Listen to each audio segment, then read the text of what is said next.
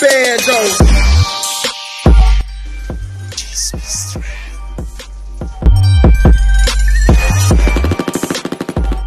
Hi mga ka-Chismis Trend! Welcome back to my YouTube channel.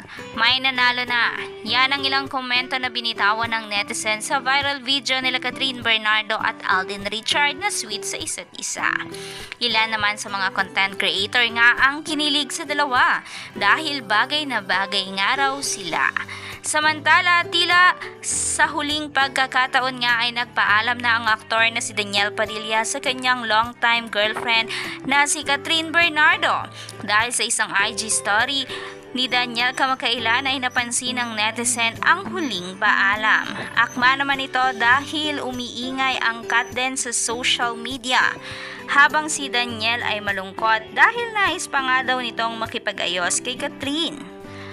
Matatandaan na binati pa noon ni Daniel Padilla si Catherine Bernardo sa social media ng happy birthday. Ngunit low-key lamang ang kanyang pagbati. Kapansin-pansin din ang ilang mga IG story ni Daniel na tila nagpapahiwatig sa aktres. Samantala, si Catherine Bernardo naman ay tila masaya at ine-enjoy ang kanyang single era. Aminado si Catherine na nakamove on na siya sa hiwalayan nila ni Daniel Padilla.